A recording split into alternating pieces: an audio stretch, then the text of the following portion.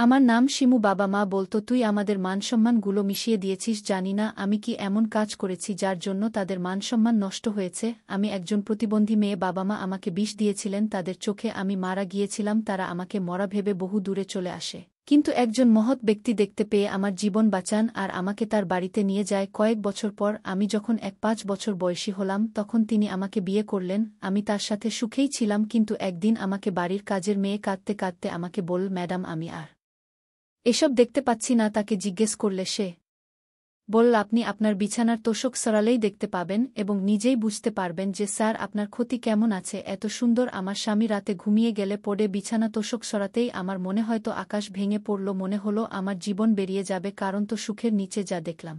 ভিডিওটি শুরু করার আগে একটি কথা বলতে চাই, আপনি যদি আমাদের এই চ্যানেলটির নতুন দর্শক হয়ে থাকেন তাহলে চ্যানেলটি সাবস্ক্রাইব করে পাশে থাকবেন। তো আমার বাবা একজন প্রাইভেট কোম্পানিতে চাকরি করতেন। মায়ের চাকরি করার খুব ইচ্ছে ছিল, কিন্তু মায়ের সৌন্দর্যের কারণে বাবা তাকে বাইরে গিয়ে চাকরি করতে দেননি। বাবার চেয়ে মা বেশি শিক্ষিত এবং মা বলতেন, তোর বাবা আমার সামর্থ্যকে হিংসা করে তাই আমাকে চাকরি করতে দেয়নি। তাদের দুজনের একে অপরের সাথে একদমই মিলত নয়, সবসময় ঝগড়া লেগেই থাকত। মা সারাক্ষণ দামি দামি জিনিস ব্যবহার করতে চাইতেন। দারিদ্র্যকে তিনি মোটেই মেনে নিতে পারতেন না। যদিও আমাদের বাড়িতে কোনো কিছুরই অভাব ছিল না, বাবা যা ইনকাম করতেন তাতে সংসার ভালোভাবেই চলে যেতেন। তারা দুজনেই আমার জন্য খুশি ছিলেন, কিন্তু যখন জানতে পারেন যে তাদের মেয়ে প্রতিবন্ধী তখন তারা একে অপরকে দোষারোপ করতে শুরু করেন। মা তার বন্ধুদের বলতে লজ্জা পেতেন যে তার মেয়ে প্রতিবন্ধী, আর বাবা আমার দিকে ফিরেও তাকাতেন না। আমি সারাদিন কাছে থাকতাম, শুধুমাত্র আমার দাদি আমার যখন এবং আমার কাছে সারাদিন বসে থাকতেন। এভাবে আমার বয়স ১-২ বছর হয়ে গেল। আমাকে কোথাও যেতে দেওয়া হতো না। আমি ছোট থেকেই বাবা মায়ের জন্য মারামারি দেখে বড় হয়েছে। মায়ের মতো সৌন্দর্য আমি উত্তরাধিকার সূত্রে পেয়েছিলাম, কিন্তু এমন সৌন্দর্যে কি লাভ যেখানে আমার বাবা মা আমাকে ভালোবাসেন। আল্লাহ আমাকে হাত উপকর করে সুন্দর চেহারা দিয়েছেন, কিন্তু চলাফেরা করার মতো। মা বলতেন, জানি না কোনো অপরাধের শাস্তি হিসেবে প্রতি মেয়ে আমার কপালে ঢুকেছে। বাবা বলতেন যে মেয়ে নিজের পায়ে থাকতে পারে না তাকে বিয়ে করে সারা জীবন আমাদের বোঝা হয়ে থাকবে। আমি চাইতাম বাবা মা আমাকে ভালোবাসে, কিন্তু তারা আমার দিকে ফিরেও তাকাবে। তারা একে অপরের সাথে ছোট মারামারি করতে থাকে আর একে অপরের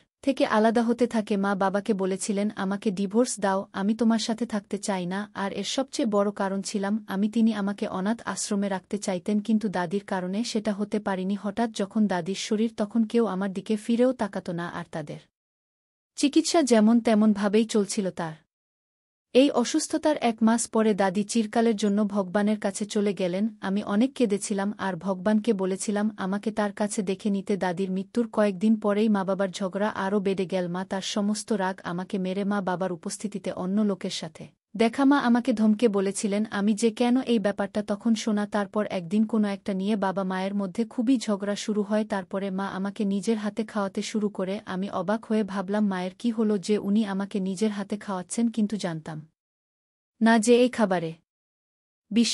আমি অজ্ঞান হয়ে গেলে বাবা মা ভাবলেন আমি মরে গেছি। তারপর তারা আমাকে ঘুরে একটা রাস্তার পাশে ফেলে দিয়ে আসে। তখন আমার বয়স ৫ বছর। আমি শুনেছিলাম বাবা মায়েরা তাদের সন্তানের জন্য নিজের জীবন দিতে পারে, সন্তানের জীবনে আসার প্রতিটা সমস্যা দূর করার চেষ্টা করে, কিন্তু আমাকে বিষ দেওয়ার সময় আমার বাবা মা হয়তো তাদের ভিতরে মানবতা শেষ হয়ে গিয়েছে। তারা একে অপরের থেকে আমি আসতে চেয়েছে আর আমি তাদের মধ্যে বাধা হয়ে দাঁড়িয়েছি। কিন্তু আমাকে মারার কি দরকার ছিল? তারা আমাকে কোনো আশ্রমে ফেলে দিতে পারত। তারা ভেবেছিল হয়তো আমি মরে গেছি কোথায় বলে, যে বাচ্চা চেয়েও বড় একজন ভালো মানুষ সময়ের মতো আমার জীবনেও বাঁচাবে। আমি সত্যিই মরেই যেতাম। আমি হাসপাতালের বিছানায় শুয়ে খুবই অবাক হয়েছিলাম যে আজকে এমন করে, যেখানে নিজের বাবা মা আমাকে মারতে চেয়েছিলেন, সেখানে তিনি আমার জন্য একজন হয়ে আমাকে বাঁচাবেন। তিনি আমাকে আমার নাম, বাড়ি কোথায় এবং কে আমাকে দেশ দিয়েছে জিজ্ঞাসা করেছিলেন। লোকটি সুন্দর, সুদর্শ এবং বয়স ২ বছর হবে। সে আমাকে তার বাড়িতে নিয়ে, তার বাড়িটা খুব সুন্দর। তাকে আমার অনেক ধনী বলেই মনে হয়। আমি তাকে জিজ্ঞাসা করলাম যে তার বাড়িতে কেউ নেই, তখন সে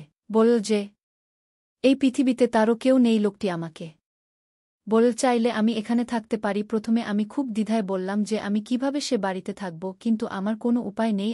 আপনি যদি আমাকে কোনো কাজ দেন। তিনি হেসে বললেন উনি পৃথিবীতে কাজ করার জন্য আসেননি, আমার বাড়িতে কাজ করার জন্য অনেক কাজের লোক আছে। তিনি আমার খুব যত্ন নিতেন। আমার সময় ভালোভাবে চলতে লাগল আর আমার এখন ১-৯ বছর। আমি ধীরে ধীরে তাকে মনে মনে পছন্দ করতে লাগলাম। সে আমার দেখাশোনা যত্ন যেভাবে করত তাতে আমার মনে তার জন্য ভালোবাসা বাড়তে থাকত, কিন্তু কখনো প্রকাশ করিনি, কারণ আমি জানতাম যে তার মধ্যে কোনো মিলেই নেই। তারপর একদিন হঠাৎ সে নিজেই আমাকে তাকে বিয়ে করার কথা জিজ্ঞেস করল। আমি অবাক হয়ে গেলাম যে কেন সে আমার মতো একজনকে বিয়ে করতে চাইছে। সে আমাকে বলল যে আমি তোমাকে ভালোবেসে ফেলেছি। আমিও তার কথা বিশ্বাস করেছিলাম, কারণ তার চোখে ভালোবাসার আভাস স্পষ্ট দেখা যাচ্ছিল। এরপর সে আমাকে শপিং করতে নিয়ে যায়। তারপর একদিন আমাকে বিয়ে করে। আমি ভাবছি এটা কোনো স্বপ্ন মনে হয়। আল্লাহ আমার ভাগ্যে এই সুখ লিখে রেখেছিলেন। আমি তার সাথে খুব খুশি। এই পৃথিবীতে আমি বাঁচার অবলম্বন হয়েছি। আমি তার জন্য প্রতিদিন সেজে গুজে বসে থাকতাম। সে আমাকে বলেছিল তার একটা বড় বিজনেস আছে এবং সে নিজের মেয়েকে বিষ খাওয়াতে পারে। সে হঠাৎ এত ভালো কিভাবে হতে পারে? এটা একটা পরিকল্পিত চক্রান্ত। চাকরানি ও এতে জড়িত, আর সে নিজেই পুতুল আমার বিছানার নিচে রেখে এই গল্পটি তৈরি করেছিল। আমার নিজের ভুলের জন্য অনুশোচনা হচ্ছিল। আমাকে এখান থেকে চলে যেতে হবে। আমি চুপচাপ গিয়ে আবার শুরু করলাম। আমি মাকে বুঝতে দেইনি যে আমি তাদের সত্যটা জেনে গেছি। পরের দিন বা অফিসে বেরিয়ে গেলে তার কাজের মেয়েটি আমার কাছে আসে। সে সবসময় আমার সাথে থাকত। আগে জানতাম না যে সে আমার উপর নজর রাখে, কিন্তু যখন মায়ের সত্যিটা জানতে পারি তখন আমি এটাও জানতে পারি। আমি তাকে আমাকে সাহায্য করতে বললাম। তুমি যতটা চাও আমি তোমাকে দেব। তুমি আমাকে আমার স্বামীর বাড়িতে নিয়ে চলো। আমার মা একদমই ভালো না। সে একটা নিষ্ঠুর মানুষ, শুধু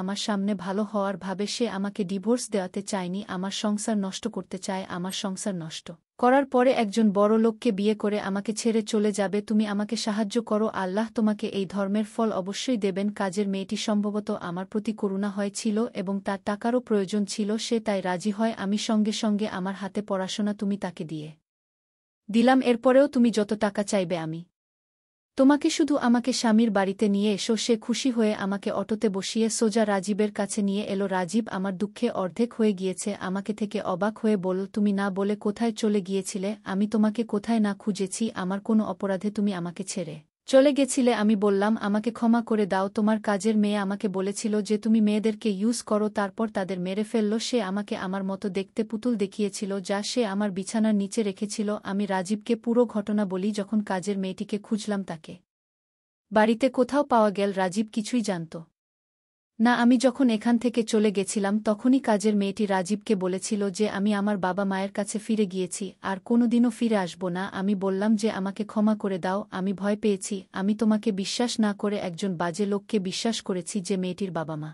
তাকে ফেলে দিয়েছে, নিজের উদ্দেশ্যকে দূরে সরিয়ে দিয়েছে। সে এমনই হয়, কাউকে বিশ্বাস করতে পারে না। আমি আরও বললাম, আমার মা আর তোমার বাবা একসাথে মিলে আমাকে আলাদা করার চোখ দিয়েছেন। তোমার বাবা আমার মতো প্রতিযোগী মেয়েকে তার পুত্র হিসেবে মেনে নিতে চান। তিনি এমন পুত্রবধূ চান যে তোমার সাথে পায়ে এগিয়ে চলতে পারবে। আমার মাকেও বিয়ে করতে চায়, তবে এই শর্তে যে প্রথমে সে আমাদের ডিভোর্স দেয়। পুরো সত্যিটা জেনে রাজীব অবাক হয়ে বলল, আমি আমার বাবাকে প্রথম থেকেই পছন্দ, তাই আমি তার থেকে দূরে থাকি। তার বাজে চরিত্র দেখে কষ্ট পায় সে। প্রতিটি সুন্দরী মেয়েকে বিয়ের স্বপ্ন দেখায় এবং অর্থের প্রভাবে তার সাথে নষ্টামি করে। যখন তার উদ্দেশ্য পূরণ হয় তখন সে সেই মহিলাকে ছেড়ে দেয়। রাজীবের কথা অর্থ আমি বুঝে গেছি। সে আমার মাকে তার নিজের কাজে ব্যবহার করেছে আর তাকে দিয়ে রাজি বলল, আমি তোমাকে কখনো ছেড়ে যাব না।